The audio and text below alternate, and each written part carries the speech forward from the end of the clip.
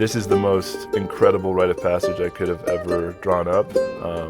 It's just incredibly powerful to do hard things with other people and to have fun doing it. To be able to actually lead 15 people twice through this incredible initiatory process, going to 14,000 feet elevation. This has definitely been the most potent experience of my entire life.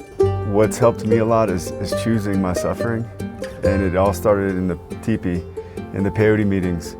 One night, I was just like, well, let me just really embrace this and really let me lean into this and get uncomfortable. And then I started becoming comfortable with being uncomfortable.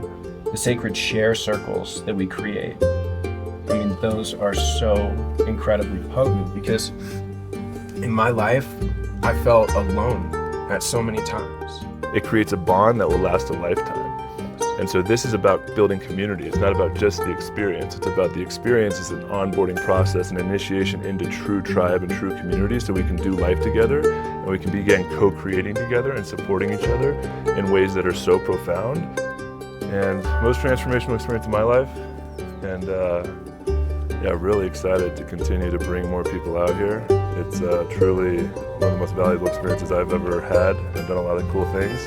You know, I had a very successful NFL career, like reaching the pinnacle of what our society deems success. But how do we create an environment? How do we create organizational structures? How do we create a tribe where I can give myself fully, forgive myself to the mission, and be supported by the community that I'm giving myself to? Being really present with our food, being really grateful for our relationships and being around each other, connecting with these mountains, and always bringing back the prayer and really understanding what prayer is and being able to access it through the power of gratitude. This is the most valuable experience on the planet.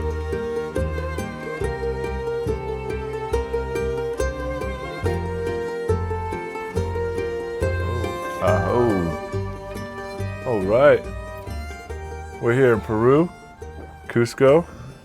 Just got done with 2 back-to-back epic rites of passage. I think we took like 30 people up. Yeah. And most transformational experience of my life. And yeah, really excited to continue to bring more people out here. It's truly one of the most valuable experiences I've ever had. And I've done a lot of cool things. So we just want to talk about the experience. How y'all doing? Doing great. Feels really good to ground here. And just like an honorable day's work, you know. Just seeing what's happening in the men's group, you know. This is a rite of passage, and you're not supposed to be skipping out of a rite of passage. And we got to see that, including ourselves, you know, and I've been at this for 10 years, and it just keeps getting easier. But where I started on the mountain, I can remember back to where some of the brothers were at, and now just seeing where the group chat's at and how people are just on fire. Solar plexus, heart, mind coherence is, it really just lights me up, and it reminds me why I came here in the first place. Beautiful. How are you doing, Tyler? Amazing. Amazing. Yeah, this has definitely been the most potent experience of my entire life. Individually, if it was even just one of these retreats, I'd be making that statement. So to be able to actually lead 15 people twice through this incredible initiatory process, going to 14,000 feet elevation. I mean, this was absolutely wild. These are the most majestic mountains that I've ever experienced. And with our group, what's so beautiful is the way that everybody came together. We really showed up as one unit. And there were not any times where one person was just like out of line. Everybody was actually in their hearts and showing up for each other, right? We talk about this concept of, you know, the forgetting. Am I for myself? Am I for taking? Or am I forgiving? And that's what we really cultivated within this group and the way that everybody showed up. And it hits my heart just so deeply and dearly. And to be a part of it, be a co-creator, to be able to be on this journey with you guys, with everybody that we've been able to bring, and so many more people in the future. It's such an honor. Yeah, brother. Yeah, it is an honor. Yeah, one of the intentions of this experience was soul mission activation. And it's been wild to see everybody's purpose coming alive. And yeah, so much magic on that mountain. And just for me, this has been an 8-year journey. I had a very successful NFL career, like reaching the pinnacle of what our society deems success, and made a lot of money and had all the things I ever thought I wanted to find fulfillment and make me happy, and there was something still missing. And there was a little whisper calling me to something, and I didn't know what that something was, but I knew it was something bigger and more impactful than I could ever imagine. But the courage it took for me to answer the call and let go of an old life, especially at such a pinnacle, was one of the hardest things I've ever done. And I've been searching and just studying and experiencing and doing all these things, like going deep into myself and confrontation with my shadow, and just going on this deep healing journey, and then studying rites of passage and initiatory processes, and really starting to understand, working with different mentors, the lack of initiatory processes in our society and culture is one of the main reasons all of the existential threats and issues we face collectively can all point down to the lack of initiatory processes, especially for boys and to men. And so we have a society that is filled with spiritually and psychologically immature and underdeveloped leaders. And these processes are so important. So I've been studying this for a while, and I've been trying to find, like, why am I here? What am I here to do? And coming into this, there's been a lot of things unfolding over the last few years, and then especially the last 6 months, and then us coming together over the last 3 months, and all of us doing our own things, culminating into this experience and coming out here to these mountains for the second time in 3 years and really connecting with them and going through this type of experience. For me and my own soul mission activation, it's like, holy cow, I know exactly why I'm here now. And this is the most incredible rite of passage I could have ever drawn up. It's just incredibly powerful to do hard things with other people and to have fun doing it. It's just such a good mix. And, to go up, not just do a ceremony or an experience, but to go like on a pilgrimage deep into the Andes Mountains and to connect with the ancient spirits of these lands really just had such a profound impact on me. And one of the things and insights I got is, like, this is what people need, and it's not for everybody.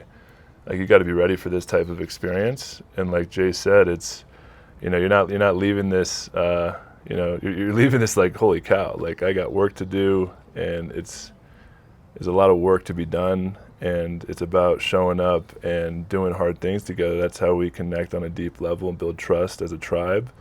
And so it's been really cool to witness just all the things that are unfolding and the deep coherence and connection, not only to Mother Nature and to these mountains, but being able to infuse that into our nervous system so that we can come back, to North America and really start beaming this presence that we've earned from doing this type of experience. And, I've never found anything out there like this, and I'm excited to bring more and more people out here. Yeah, brother. Yeah, like my teacher Rudy says, if you're always taking warm showers, you probably have a pretty challenging life.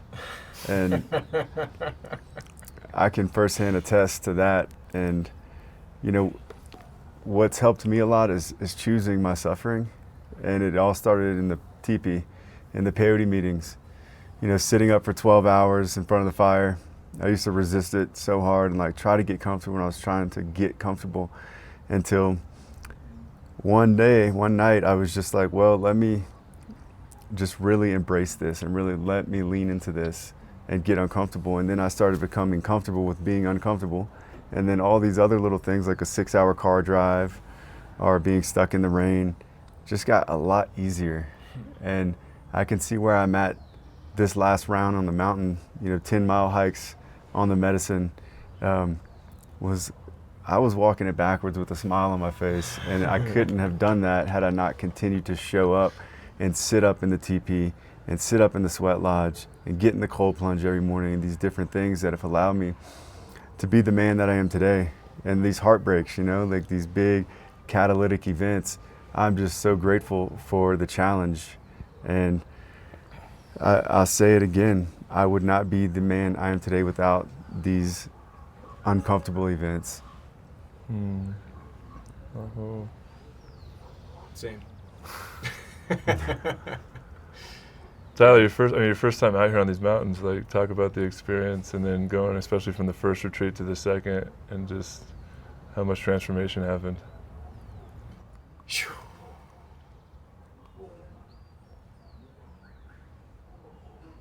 It's difficult to even find language because there's so much. There's so much. The biggest thing for me is if I look at my energy as like a mana bar, like how much life force energy do I have? By choosing suffering, I'm expanding it. And so this whole experience has been about expanding beyond that comfort zone.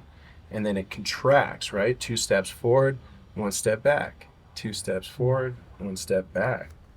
So that's been absolutely massive to push myself beyond what I believed that I could do prior. It's been huge to walk this path as a unified tribe, to drop in and have gratitude with every single meal that we have, and focusing on pouring attention and that frequency of love and gratitude on one specific person, for example. The sacred share circles that we create, I mean, those are so incredibly potent because in my life, I felt alone at so many times, right? Especially as an entrepreneur, as a business owner. And so it just kind of like was isolated and hierarchical. And as much as I didn't want that to be the case, it was. So 20 years of living that kind of life to now circling and actually being with tribe where everybody's on a spiritual level playing field with unique abilities, with unique, gifts to offer to this world, unique sense of humor, right? Like the way that we're cracking jokes while, just making it just inch by inch up this incredible mountainscape. It's just wild. And then we go through so many ego death experiences, to die of my old ways, to die of the small self that, the boy in me that needed to get something, that needed comforting, to push myself beyond and to be supported within our tribe by each of you specifically and by every single other person that has been a part. I mean, these are lessons of the heart. It's hard to put, into language that the mind can even grab. So I'm doing my best here to describe. And I mean, it's just wild. I feel like I can do anything. And I feel so clear on what my North Star is. Like that's the biggest factor, going through life, there can be so much static within city life, for example, as you talk about racing the rats. And it's like, what's the point of keeping up with the Joneses? I want to do better versions of me every day and contribute better versions of me every day. So. Yeah. Beautiful. Yeah. Yeah, I think one of the things that I've noticed that's really powerful about these types of initiatory processes and going deep into nature and, having to really like go through some physically demanding, emotionally demanding experience and to get out in nature, I think a lot of times, I know I've experienced this, is looking for permission to serve my medicine, whether it's going to a training program or getting a certificate or even going to university and getting a degree. There's nothing wrong with going and seeking information and wisdom, especially from elders, and doing training programs to learn a skill set, but to be looking for permission to do something and having a certificate and thinking the certificate is the thing that's going to allow me to serve my medicine. The great thing I found about these initiatory processes is it collapses all of that into this direct relationship and connection to our Creator, our higher self, our hearts, whatever you want to call it. Going out and doing something like this, like I went and I received direct messages from these mountains, from the Creator, from my own heart, from my own soul, and this deep knowing that nobody can take away from me because it was an experiential process. And so I can go read books, I can go do as many trainings as possible, I can learn intellectually how to to be, but it's not the experience of being. And so coming to something like this, all that washes away. Every single person that came here has a direct relationship with themselves now. And they don't need permission from someone else to know who they are. And there's nothing in this world that is more potent and more powerful than that direct relationship with who we are and why we're here and what we're here to do. And this is more than just an experience. You know, a lot of people are seeking experiences, especially now. There's an emerging paradigm. There's a huge collective shift happening, and a lot of things are changing. And a lot of people are seeking out healing and working through traumas and distortions. And, you know, there's collective distortions as well, ancestral distortions, familiar distortions, and being able to do that healing work. And so this isn't just about the experience of an individual healing process. What we're doing here is creating real community. You know, I think the community is the currency of the future, and everybody's looking for their tribe. And there's so many, I mean, I'm a part of so many digital communities and chat groups and so many people that I'm connected to. But when you go do something like this, it creates a bond that will last a lifetime. Yes. And so this is about building community. It's not about just the experience. It's about the experience as an onboarding process, an initiation into true tribe and true community, so we can do life together and we can begin co-creating together and supporting each other in ways that are so profound. And now is the time that we come together and start doing things, not just waking up and doing the healing work, but starting to really build the infrastructure so that we can support each other in this emerging paradigm of really coming back home to the earth and really integrating regenerative systems and structure so that we can learn to love each other, learn to love ourselves, and learn to love the earth so that we can expand into who we are and our true purpose, not this consumptive old paradigm kind of greed matrix where we're all trying to do it for ourselves. So we're breaking down the matrix of service to self and truly going into service to other. And in order to be a service to other, we have to have a community that we can trust. Yeah. Yeah, we're doing a lot of things out here, you know, and one of them is a sort of generational chain breaking of self-service and shadow. And that came to me in a meditation on the mountain, just that. And it's those aspects of self that no one really likes can't hide on these mountains and in this house of mirrors that we call tribe. And that's a beautiful thing, because I know my father didn't have the tools, his father didn't have the awareness of what was needed to step into the next level of existence, of evolution, where we come out of the mind, the fear, trying to survive, and we come into the heart where we can begin to thrive and we can share our gifts and our passions. And for myself, continuing to show up, I've just seen, like, I remember clearly where I was at when I first started this journey, you know, and it was challenging. There's a lot of death out here, a lot of death on these mountains, a lot of small little deaths, you know, death of that part of the self that is selfish, to many other little deaths, and physical death. You know, people almost die out here, you know. Every year there's close encounters, and that's part of it, you know. You can't really, for me, I haven't found anything else that can bring this much value without going up there and really confronting my own mortality, you know, and understanding that I will die one day, and what do I want to do with the life that is still within me? You know, what is going to fulfill me on my deathbed when I'm 70 years old looking back? Did I take that fork in the road that I was getting the whispers that was uncomfortable, or did I stay comfortable, you know? And these are things that I find to be very important. You know, this incarnation is very special to me. What I understand, the way I see it is, and I've heard people speak of this, and I felt that there's souls waiting in line to get here to the flavor planet.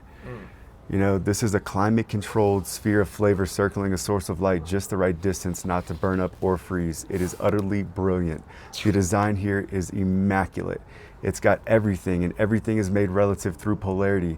And what I've understand to be the biggest life hack is to learn to love everything, to bring yourself to love the things that you don't like. And it's easy to love these things that you love, but it's hard to love these things that you don't like. But until you do, you can never truly reach the frequency of our destiny, which is love. And I've seen this, a quick example is just the olive. Being a food dude, I'd never liked olives growing up. Something like a strawberry that I loved, I'd eat by itself, it was great. when I would eat an olive, and I would always bring myself to eat this olive through this practice called negative capacity. It's a practice in creativity where you open yourself up to what you don't like and you ask yourself, why does someone like this? So I kept showing up to that. I would eat the olive, and okay, then I would eat the strawberry after eating something I didn't like. The leverage that it created brought so much appreciation and gratitude to what I do like. So that can be said with emotions. You can't really know the heights of joy until you know the depths of depression. So when I find myself depressed, I like to call that for myself. I like to really feel depressed and be depressed and listen to sad music, because I know these are archetypal emotions that are screaming to be felt.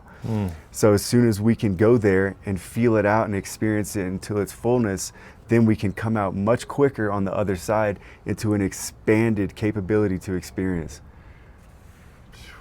And that right there is the equation. Yeah, this is the golden ratio equation equaling life spice, which is a smoked chili that we make and bring it everywhere. It's just a really beautiful soul expression that I like to carry in my medicine bag to bring life to all the food that we eat and give it as gifts to our teachers and friends that we meet on the path. What a great metaphor. It's the spice of life. Yeah, I love that. The negative capacity thing is something that really hits home. That's what, I was attempting to describe there. It's just that increasing of the mana bar. So doing hard things, choosing my suffering, that's negative capacity. And what is that doing? It's creating higher bandwidth so I can live a more vibrant, a more full, a more emotionally alive life. Yeah, feeling what we're actually capable of, like doing hard things, getting uncomfortable. One of the things that I felt on the mountain during one of the meditations is, man, where am I not uncomfortable enough in my life? Where am I sitting in bed watching Netflix before I go to bed, or sleeping in, or not being present with my family and my kids, and oh man, it's hard. And I'm gonna go back and it's like, this isn't hard, this is fun. I get to enjoy this, and I get to grow, and where can I grow more? And the only place that growth really happens is outside the comfort zone. Yes. And so pushing those limits of our comfort zone and being able to, like you said, take the cold showers and do these practices to build resilience. And I don't think there's any experience that's built more resilience in me. I mean, I played football for 16 years, and just being on these mountains and doing it with other warriors of the heart is just the most inspiring thing ever. And I want to talk about the masculine feminine dynamics, because we do both men's retreats out here, and then we also do co-ed retreats, and the difference of those experiences was pretty amazing and palpable. And doing the men's work out here is I think kind of obvious, of going and hiking up a mountain and scaling a mountain with other men and really sharpening each other and supporting each other, and not just doing the hard things and pushing each other to grow in that way, but to really opening our hearts and creating sacred councils for us to really talk about the depth of our own wounding and our own shame and our own desire to break the chains of these ancestral wounds that have been passed on to us from a somatic level, and being able to support and witness each other in that is so powerful. And then this last retreat, bringing in the feminine, and just these warrior queens hiking the mountain with us, and just for me that nurturing energy of holding so much and making sure everybody's getting down the mountain safe, and always being aware of we're out here in deep in nature, and it's dangerous in a lot of ways. If you don't have the right gear, if you don't have the right support, you don't have the right guides. We're out in the middle of nowhere, and the weather changes so rapidly out here. So it's a collaborative experience of us all going in it together, and bringing the feminine in was so potent and powerful to see how strong the women are, and then to also feel how supportive they are, as a man that's holding all this and really pushing forward and making sure everybody's safe, and then them feeling safe in that, and then them being able to bring reciprocity into nurturing the container because they feel safe and it's held by such strong masculine energy. And so the dynamics there are just so beautiful, and I'd love to hear you guys' perspective on how those different experiences impacted you. Yeah. First men's retreat this year in Peru was as fun as it gets. And like I said, it doesn't get much funner than this, but it will, because I've seen the level of fun that I was having 10 years ago when I started on these mountains to where I'm at now, and it just keeps getting funner because I'm no longer uncomfortable. And I've showed up to that, and you know, I'm stepping in this for myself, this healing around the feminine and the masculine, and understanding that, like, as program has had it, that, you know, men are just geared to extract from feminine, want to control and dominate. And that's why we are where we are. One of the reasons, and from what I've understood, is whenever you hold the feminine, the beauty that comes from that is unbelievable. You know, and just holding that in a way that you're not trying to extract, you're creating a safe container, like you said, and watching what blooms. And my personal journey as a man has developed a lot this last year.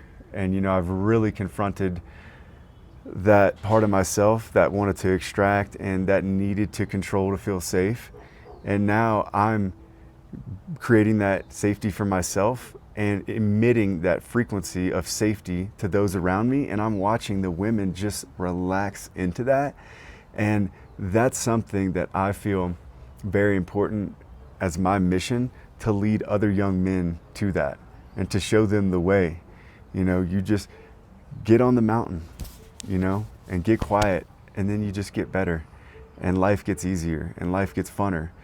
And it's just been a beautiful, and I know, like, I will continue to climb.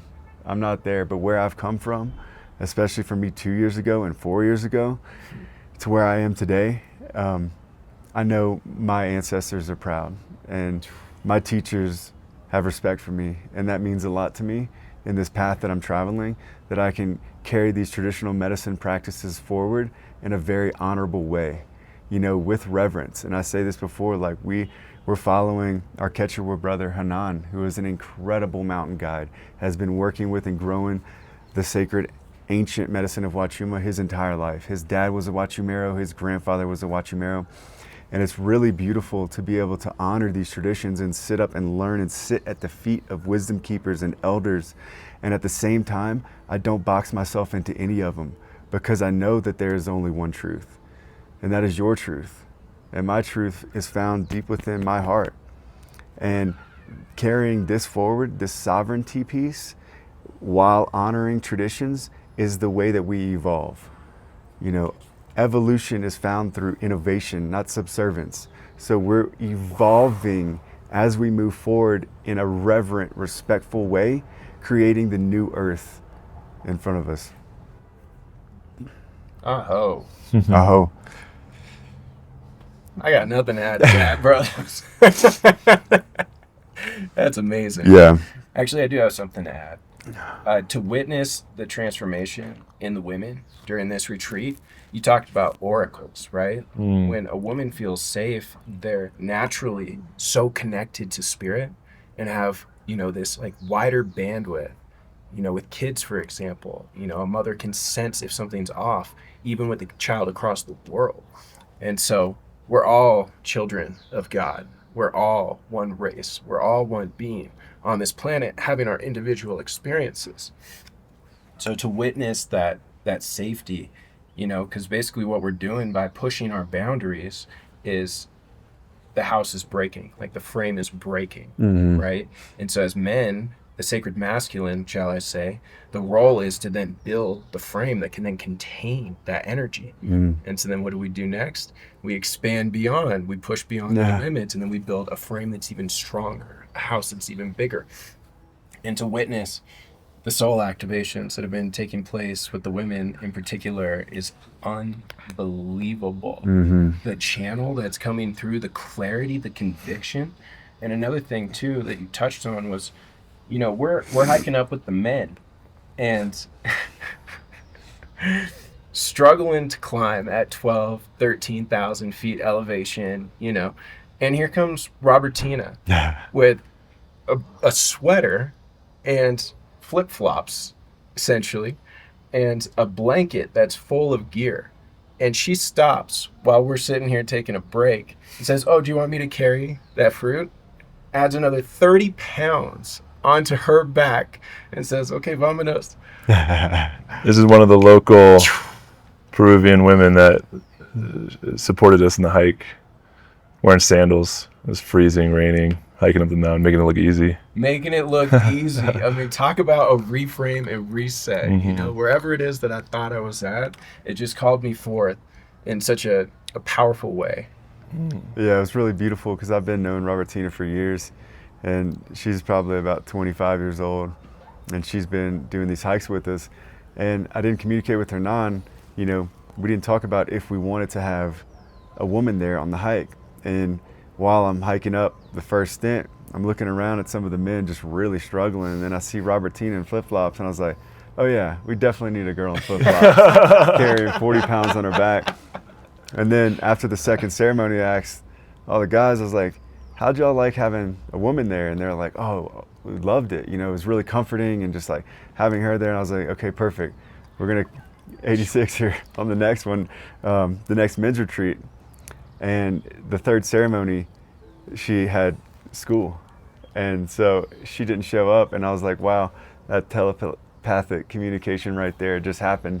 And we got to experience her just easily walking up. And this is an example, and this is the example that I choose to lead, to keep showing up, to make life easy for myself, to show others that life can be easy for yourself as well. Just keep showing up, you know, choose suffering and get uncomfortable until you're no longer uncomfortable with, you know.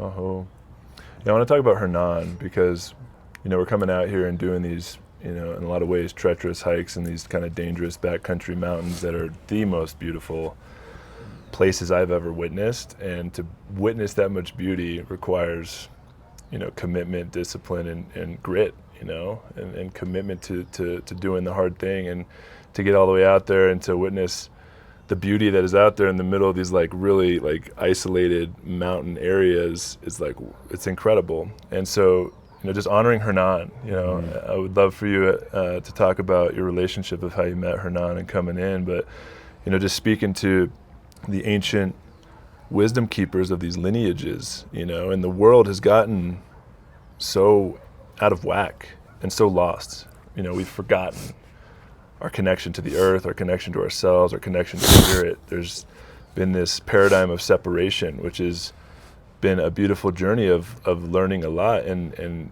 you know, the colonialism and all these nature-based medicine keepers and these indigenous cultures have all almost been completely wiped clean off the planet for the Western, you know, modern machine that is just consuming and we're going into this like globalization. And so there's this like hope and this like dim ember of truth that has kind of been almost put out.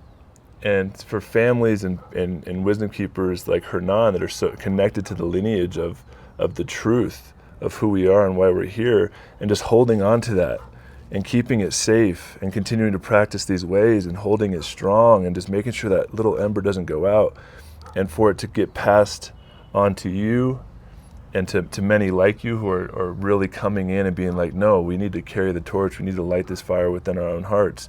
And for me, being out here and bringing these, you know, 30-ish people out here, like all of our hearts have been ignited. And so I'm just like so deeply grateful for Hernan and the way that he's practicing and the way he handles those mountains. He's just one with the mountains out there. And so he's guiding us, and he's creating safety in this kind of really dangerous environment so that we can experience the truth and connect with the Creator in our own way and remember who we are, and bringing this fire so that we can light other hearts on fire in our lives and in our environments and in the work that we do and the people that we touch. And so I'm just like feeling this profound moment that we're in, where it's like all the way to the end and just passing the torch. And I feel it lighting up in so many. I know it's lighting up in us, and I'm so excited to bring more people so that we continue to light more hearts, because the truth is here and things are changing, and it's time for us to come together and really start lighting this fire within our hearts so that we can alchemize all of the distortions into truth and bring back this remembering of who we are, that we are one with the earth, that we are here on Pachamama in one consciousness. There is no separation.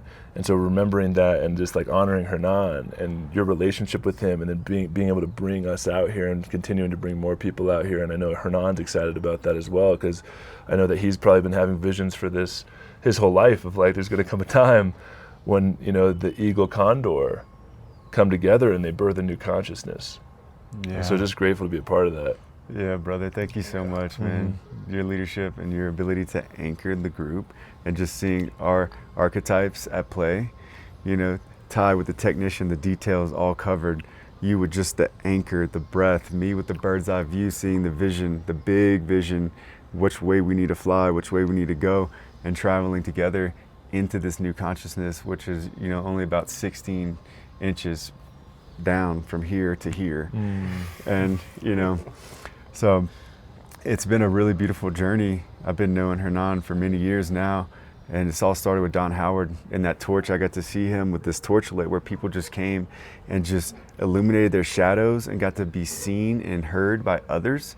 And then my journey, you know, when I found Wachuma, I first sat with Don Howard with ayahuasca, and it wasn't until a year later with the brother I met there where I had Wachuma, and it was home for me. You know, I was like, this is home. I'm gonna work with this medicine for the rest of my life. That's when I booked the next trip with Don Howard right after, and Aubrey and Kyle and the whole crew were there, and that was very synchronistic because Aubrey is how I found Don Howard.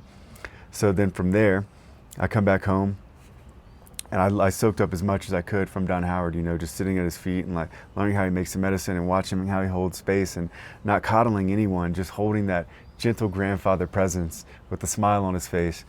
And then it wasn't until soon after I stumbled upon this doctor, this psychiatrist, Dr. John, who was serving 5-MeO DMT in Manhattan, and I was there for sourcing some fabrics for this design project I was working on. And it was the most impactful experience of my life. And it showed me Don Howard's torch going out.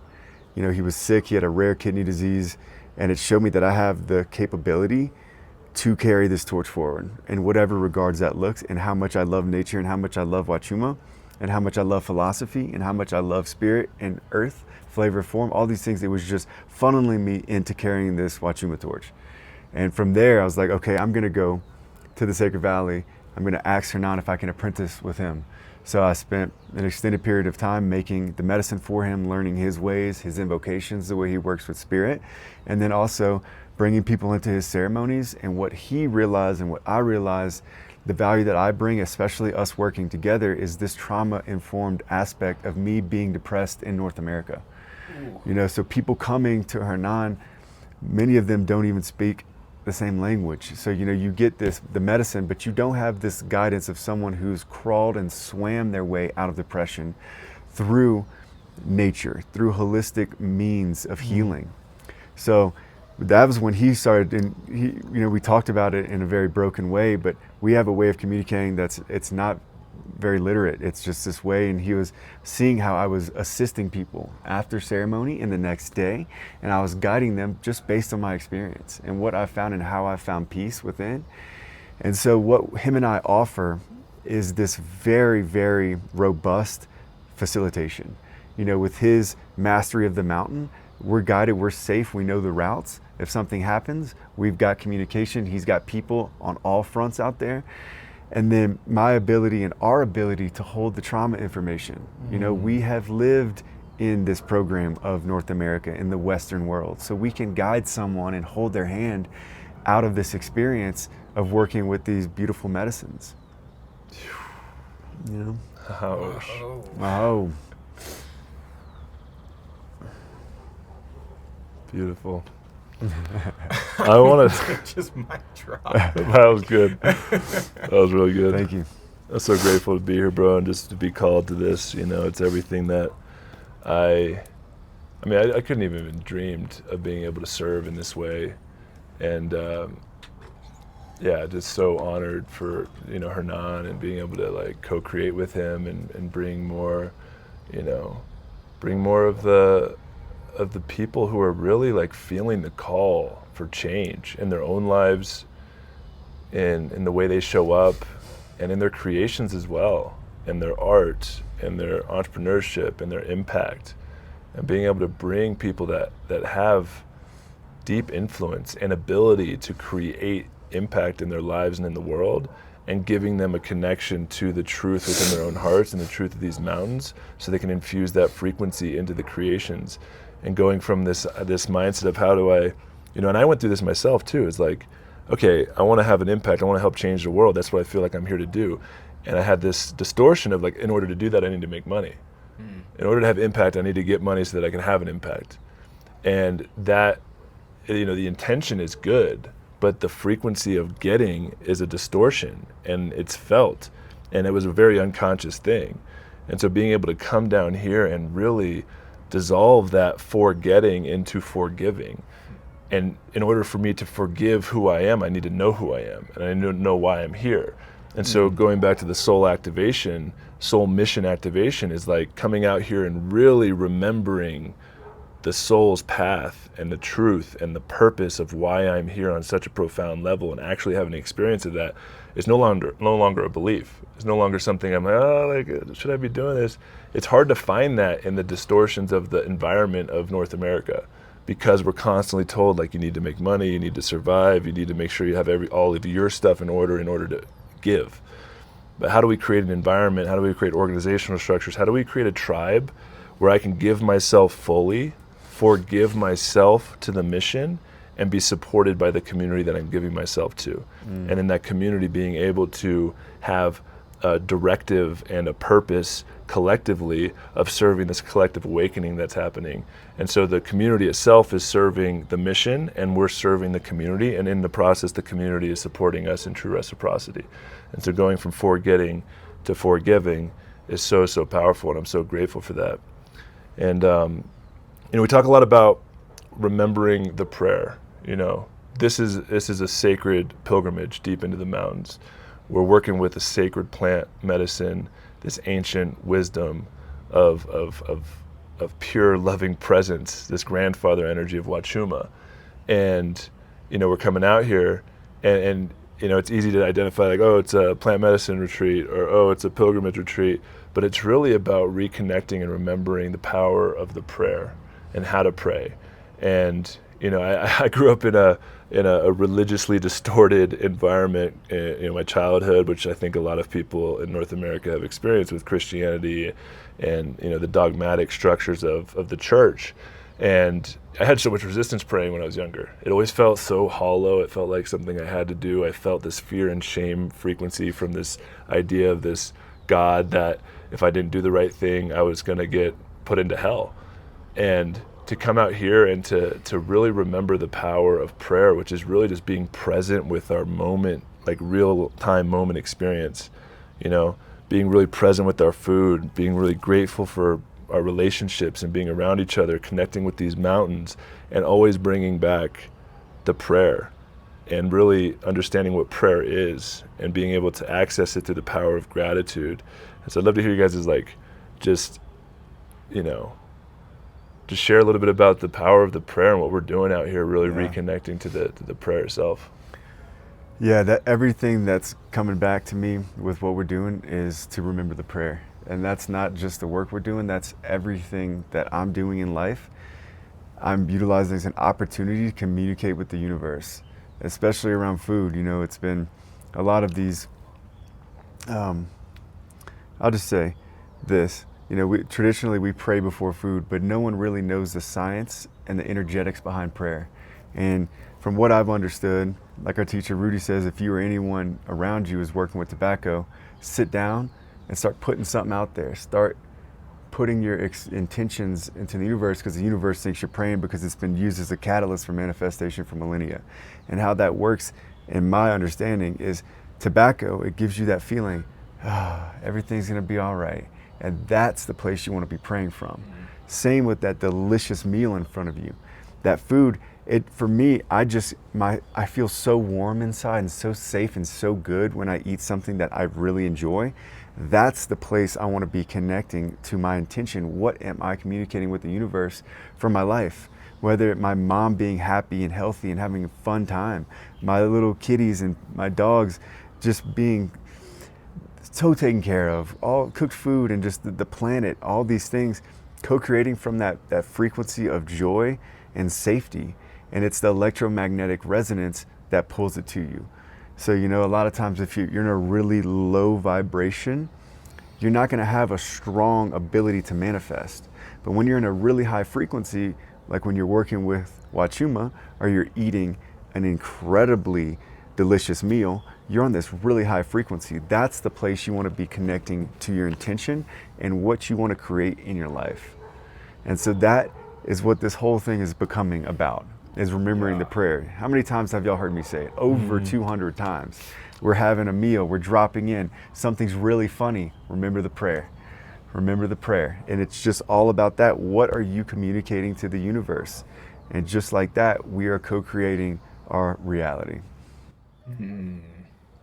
Yeah, and to just add a little bit, the food altar experiences that you facilitate, the most delicious food I've ever seen that actually just grows. God just makes this stuff, right? And it's sustainable. We just pull it right off the tree, right out of the ground, and the love that is poured into every single slice with the knife. There's so much, because we're fasting, right? And so it's actually, 3 or 4 p.m. by the time we're actually eating. And so to put out the altar cloth and then actually slice up the most amazing the cherry moya, passion fruit, like what? Fruits I'd never even heard of before. Come on. Pink dragon fruit that looks like this. I mean, it's essentially inventing a new color. It's the most vibrant thing I've ever seen. And then we all gather around and we pray. And we pass them a pot show and we all say a prayer internally or externally. And we put out a blessing. And once we circle up with that, there's usually a couple jokes. And then we take the most delicious bite, period, that we can even find. And we go and we gift it to Pachamama. And just that reciprocity right there, a lot of the wise people on this planet speak of reciprocity. Are you just taking or are you giving in order to receive more? And it's just very mystical quantum way of walking in right relation so that you're giving just as much as you're taking. And that creates this beautiful toroidal relationship with life and with earth. Yeah, true reciprocity, giving in order to receive. Yeah, I want to talk about the power of these mountains because you kind of hear about, the spirits of Peru and, the energy down here, and especially working with the Wachuma cactus and the frequency and high ancient wisdom that the cactus holds in its homeland, where it originates, where it's grown. But these mountains are even more ancient than the cactus. The cactus were birthed out of these mountains. And so for me, I've worked with Wachuma in other situations, other scenarios, other environments, other experiences, and it's a very, very beautiful medicine. But coming down here to the mountains, it's almost like the Wachuma is just a portal into connecting with the real medicine, which is these mountains. And I had this experience on the last hike where we did an hour-long meditation before walking down, and we literally got to sit on the side of this mountain in this valley, these beautiful rivers flowing through, so much information, so much greenery, so much of this really just high-frequency soil dripping down off the side of these mountains, and just sitting there and just literally perched up on like a natural bench seat in the mountain, just looking at this ancient wisdom keeper that is this mountain and how much information it holds. And I know a lot of people on the spiritual path, we can access these higher frequencies, these higher wisdoms. Maybe there's some channeled texts, and I'm just always taking in information and just checking in, does this resonate? Is this true? But it's very ethereal. It's very spiritual. It's very there is a lot of distortions of higher wisdom of people having discernment on where do I get my information from. And especially nowadays, there's so much access to information, and there's so much, the algorithms are always spitting us what we want to hear. And so it's what's true at this point? I don't really know. I can, learn to check in on my nervous system and feel distortions that feels true to me. But when I was sitting at the foot of this mountain, it's literally an embodied ancient wisdom, and I was communicating with the mountain. It was communicating to me, and it was sharing so much information on a nervous system level. I'm this is embodied wisdom. I am sitting in a physical location, sitting with an ancestral, ancient, spiritual mountain that's holding so much information, and I don't even need to make sense of it. I'm just receiving this profound masculine presence and love, and it was literally supporting my healing. The mountain was supporting my healing and the frequencies of this place. And so to come out here and to pilgrimage up and to connect with these mountains and to literally sit at the feet of these ancient elders of Mother Earth and learn from them. And I just was like, okay, this is why I'm here. I'm here to bring people to sit at these mountains so that we can all learn from this ancient wisdom that you can't find anywhere else. And so that's what I'm really excited about, is like bringing people to connect with these mountains, because they are incredibly potent. Yeah. It's the motherland of the cactus, you know. Wachuma originated, and the OG Wachumeros, as far as we know, is the Chavin. And many people who know this culture know the Chavin peace period. 800 years, no violence, no weapons, no hierarchy. Historians and archaeologists can't understand how. Those who work with this medicine understand very clearly how that could be. It brings you into this state where you have nothing to prove. You don't want to race the rats. You don't want to compete with anyone. You want to enjoy life and support each other so we can reach higher heights of experience. And this medicine in these mountains, and the way it is carried forward, the traditional medicine practice of immersing in nature and getting quiet and going on these pilgrimages to find out for yourself your own truth. What is true for you?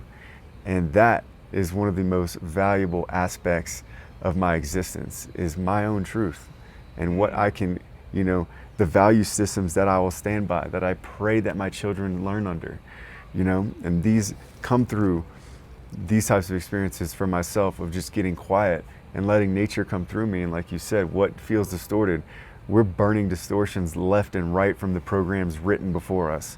And I understand, I used to hold a lot of resentment towards these programs and these dogmatic, organized religious structures, until I understood that this is the Creator creating a really beautiful, complex way for it to bring itself back to sleep in order to have the experience of waking up to the reality of our greatness. Mm-hmm. The more I speak my truth, people are dropping like flies around me. And that, to me, feels so good, because there was not even close to an ounce of fuckery on this retreat from anyone.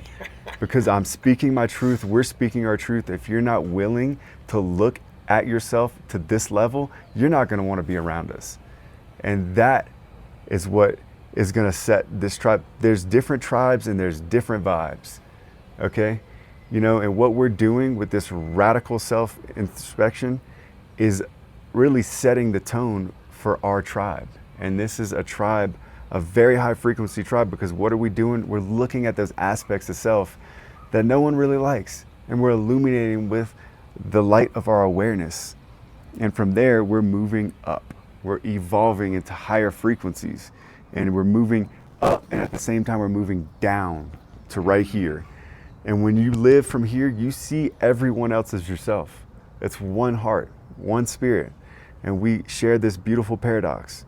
And through that, coming into the heart and living around people that are doing the same is the most fulfilling thing I have ever experienced. Ever.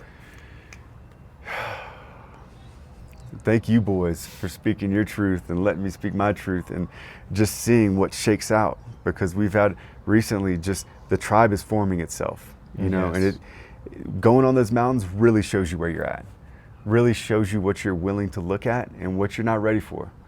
And there's different vibes and there's different tribes. And this ship is sailing through the light of awareness. We're illuminating all those parts, all those chains that were placed around us, all those programs that have held us down, all those different systems that have been utilized to extract from us. We are breaking and burning them.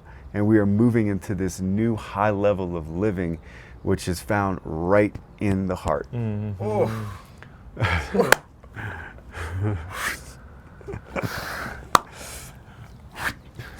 Yeah, this is the most valuable experience on the planet. I keep saying that. I truly believe it. You know, there's nothing like doing this. It's not for everyone. No. It's not for most everyone. It's for the people that are ready to, you know, activate the warrior within, and to be able to be a pioneer on the front lines of this great awakening. And it requires an immense amount of courage. And I found that I tend to believe that the Creator's favorite frequency has to be courage.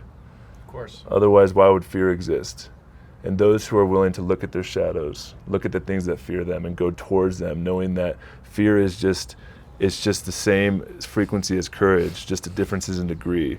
And so if we start developing a relationship with the things that we're scared of, and the courage it takes to confront those things and alchemize those things within us, and we do that together, then we're capable of changing the world. And that's what we're doing here. That's right. Fear comes from the mind, false evidence appearing real. Courage is born of the heart. And one way I like to look at this reality and the design here, everything being made relative through polarity, it's like what we are is love. And that becomes very evident when you take a heavy dose of 5-MeO-DMT and you melt down everything else. All there's left is love, this beautiful, cosmic, geographic, beautiful love frequency. And I see everything else is just created to polarize that which we are so we can know what we are. And I've said it, us waking up is the metaphysical God energy of love becoming self-aware. And that's not for everyone to discover at just any given time. Like, it's inappropriate to bring a soul into this level of understanding, of self-inquiry, until that soul is ready, because the sleep is just as sacred as the awakeness. So that's why I said, like, I want to be very clear on what we're doing. We are becoming self-aware through these initiatory practices, through a lot of different modalities that are serving what our soul's ready for. And that's what we keep speaking. This is not for everyone. There's different ways. Someone told me there's 88,000 ways up the mountain, And whenever we come out of the third dimension, as far as I understand, we come back and we merge with the Creator into this all-knowing collective bank of consciousness where it's all knowing, it's all revealing. And being part of this, born into separation, and then being told that God is outside of us, and then having that one moment when you realize that you are the Creator, fractals of the Creator is within your DNA. There's nothing more succulent and nothing more just relieving, just a relieving sense of, wait, I can't mess this up. So, yeah, just to really harp on, like, if you're looking for something, there's 88,000 directions you can go to find that, and this is only one of them. And people say, do we have to take psychedelics to get where y'all are going? And the answer is no. It's just way funner and way faster. This is super fun to me. Like, We're having a blast out here. I'm having a blast. Like, And check it. This is the pinnacle. This is the initiatory process to go meet your Creator, meet yourself, and confront the things that no longer serve you and let them die on that mountain. And so this isn't for everybody, but it is for the warriors who we're calling in to support us in building the infrastructure for something new, so that we can build systems that are healing and not causing disease. And there's some really exciting things we're working on, and we're creating a lot of offerings. Jay does retreats down in Louisiana in Lafayette, at the swamp. We're doing stuff at my property, some heart activation stuff. We're going to be continuing to create offerings. We're putting out the intention for Egypt in 2026. River rafting trips in Utah in the summer. So we have a plethora of offerings coming online, really all connecting to the frequency of the heart. And that's our intention, is to activate people's hearts and light that fire within, so that we can serve this great awakening as a collective and really supporting each other in that. And so this experience is the pinnacle. And so we're calling in people that are ready for this, who have feel the call that there's things to be built, and it's time to start really laying the foundation, solid foundation, so that the new world can begin rising from that foundation. And so next year we're doing 4 retreats. We're bringing about probably 60, 70 people out here. And so if this is something that interests you, check out those retreats. We'll be coming out here. Shavin, we're going to do a men's retreat out here. We're going to be doing a co-ed retreat out here, and then a high impact entrepreneur, leadership, visionary retreat as well. And super stoked about coming out here and continuing to do this work. Any final things you want to one thing that share? just came up, was thinking about Hernan and like that playful kid life energy, you know, like kid life is definitely something that we strive for. We're all children of the cosmos. And I heard someone say, if your medicine man does not have a sense of humor, run. And on the same note, I heard someone say that you can tell a spiritual master by their laughter.